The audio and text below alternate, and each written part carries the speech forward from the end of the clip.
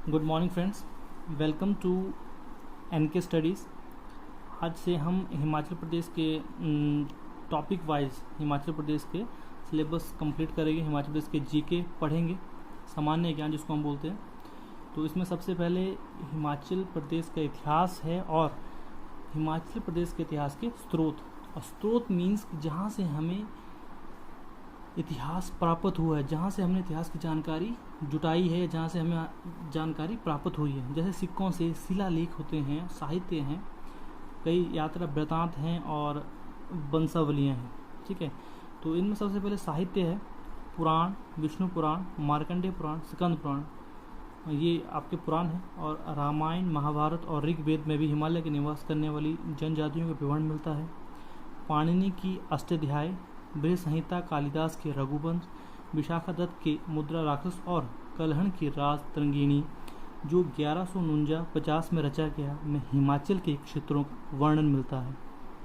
तारीख़ फिरोज शाही और तारीख़ फरिश्ता में नगरकोट किले पर फिरोज शाह तुगलक के हमले का वर्णन मिलता है। तजुके जहांगीरी में जहांगीर के कांगड़ा आक्रमण तथा तजुके तैमूरी से तैमूर लंग के शिवालिक पर आक्रमण की जानकारी प्राप्त होती है। और सिक्कों दूसरा है सिक्के से। तो हिमाचल प्रदेश में बोलता सिक्कों की खोज का काम हिमाचल प्रदेश राज्य संग्रहालय की स्थापना के बाद गति पकड़ने लगा। भूरी सिंह म्यूजियम जो कि चंबा में है और राज्य संग्रहालय शिमला में त्रिगर्त, औदुंबर, कोलूटा और कुनिंद राजवंशों के सिक्के रखे गए हैं। शिमला राज्य संग्रहालय में रखे 12 सिक्के अर्की से प्राप्त हुए। अपोलोडोर्स के 21 सिक्के हमीरपुर के टंपा मेवा गाँव से प्राप्त हुए हैं। चंबा के लचोड़ी और सरौल से इंडो ग्रीक के कुछ सिक्के प्राप्त हुए हैं। कुल्लू का सबसे पुराना सिक्का पहली सदी में राज ब्रियास द्वारा चलाया गया था। शिलालेख हैं, ताम्रपत्र है। मतलब कांगड़ा के पथियार और खनियारा के अभिलेख, हाड़कोटी में सोनपुर की गुफा के शिलालेख, मंडी के सलोणों के शिलालेख द्वारा हम हिमाचल प्रदेश के प्राचीन की सामाजिक आर्थिक गतिविधियों की जानकारी प्राप्त कर सकते हैं। भूरी सिंह म्यूजियम चंबा से प्राप्त 36 अभिलेखों को रखा गया है जो कि शारदा और टांकरी लिपियों में लिखे हुए हैं। कुल्लू के सलारू अभिलेखों से गुप्त काल की जानकारी प्राप्त होती है। टॉन्स और यमुना नदी के संगम पर स्थित जौनसार बाबर क्षेत्र में अशोक का शिलालेख है। निर्मण में 7वीं शताब्दी का महासामंत समुद्रसेन का ताम्रपत्र भवन है। इसमें हिमाचल प्रदेश का कांगड़ा किला, भरमौर के मंदिर, सिरमौरी ताल के भग्नावशेष, कामरू नगर, तांबो और की के बौद्ध विहार के भवनों से भी प्राचीन हिमाचल के इतिहास की जानकारी हमें प्राप्त होती है। वंशावलियाँ हैं तथा वंशावलियों की तरफ सर्वप्रथम मूरक्राफ्ट ने काम किया और कांगड़ा के राजाओं की वंशावलियाँ खोजने में सहायता की। कैप्टन हारकोर्ट ने कुल्लू की वंशावली प्राप्त की। बाद में कनिंघम ने कांगड़ा, चंबा, मंडी, सुकेत और नूरपुर राजघरानों की वंशावलियाँ खोजी। और यात्रा वृतांत में बोलता हिमाचल प्रदेश का सबसे पुरातन विवरण टॉलेमी ने किया है, जिसमें कुलिंदों का वर्णन मिलता है। चीनी यात्री हेनसुआंग 630 से 644 तक भारत में रहा। इस दौरान में कुल्लू और त्रिगर्त भी आया। थॉमस कोरियाट और विलियम फिंच ने जहांगीर के समय हिमाचल प्रदेश की यात्रा की। फॉस्टर ने 1783, विलियम मूरक्राफ्ट ने 1820 से 1822, मेजर आर्चर ने 1829 की यात्रा वृत्तांतों में हिमाचल के बारे में लिखा है। इसके अलावा अलबरूनी 1030 ने महमूद गजनीवी के साथ इस क्षेत्र का वर्णन किया है। तो ये सोर्सेस थे जिससे हमें हिमाचल प्रदेश के इतिहास के बारे में कुछ जानकारी प्राप्त हुई है। तो अब हम क्या करेंगे, इसका वन लाइनर क्वेश्चन करेंगे, इसके बाद MCQs करेंगे। तो वन लाइनर क्वेश्चन में है कि बता हिमाचल प्रदेश के पठियार और खनियारा में किस प्रकार के प्राचीन शिलालेख पाए गए हैं। तो वो है पत्थर के शिलालेख। औदुंबरों के सिक्कों पर किसके चित्र अंकित मिले, त्रिशूल और बैल के। मतलब किस स्थान पर ऐसी मूर्तियां चट्टानों पर अंकित हैं कि जिससे सिद्ध होता है कि आदिवासी कोल जाति के लोग हिमाचल प्रदेश में बस गए थे कुमायूं के चंदेश्वर, सोमेश्वर और छत्तीस की चट्टानों से। ताबो गांव से वर्षों पुरानी मम्मी किस वर्ष प्राप्त हुई? 1960 में। हिमाचल प्रदेश में मानव के आरंभिक पहचान योग्य अवशेष कब पाए गए हैं? 1955 में।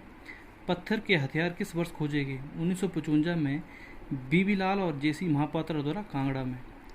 कुल्लू के राजाओं की वंशावली में बदलाव 1869-71 के दौरान किसने की? Captain Harcourt.